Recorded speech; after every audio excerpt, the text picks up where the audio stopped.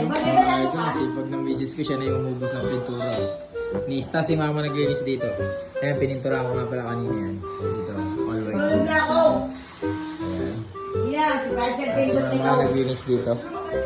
Tinulungan ako dito ni Jillian para makapag-basketball kami. Kanina, nakapaglaro kami. Yes, see? Ang aking misis, napakasipag. May kilikili. May kilikili. Sa puso, oh. Sa puso, no. Mukha niyan, reveal. Mukha reveal. Face reveal. Face reveal. Ayos kayo ah. Ngayon nga lang kayo kumilos ng ganyan eh. Inubos mo lang pintura eh. Face reveal. Hoy, bata! Ay. Gala siya eh. Gala siya. Kahit nagpintura ako ng bahay. Tapos, migilisan lang, tinulungan na ako ni Jillian, ang aking pamangkin.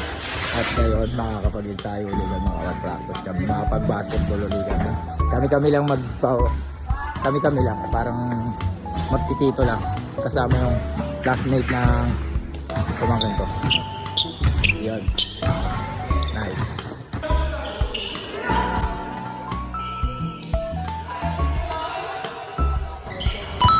Oh, wow! Perfect!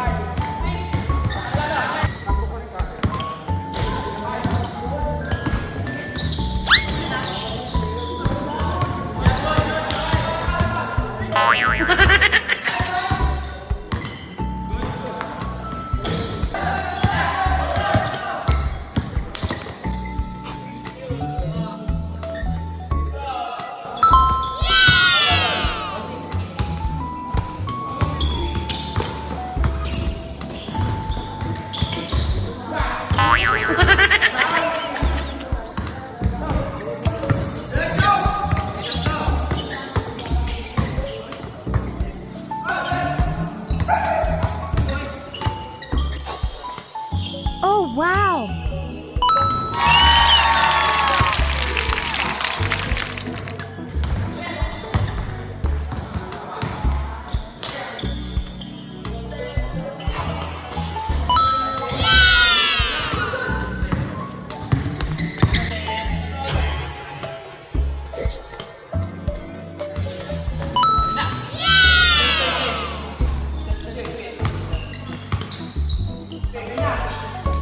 Yan.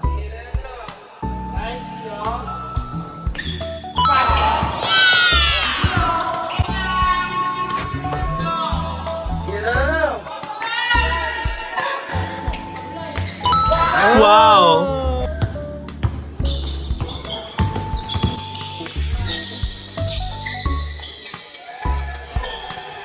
So nice.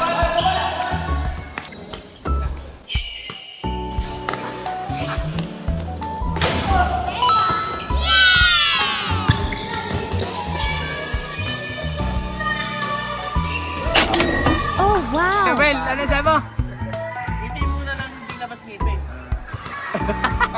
At nang matapos ang papawis namin magtitito, ang aking dalawang baby girl naman ang aking iginala sa court.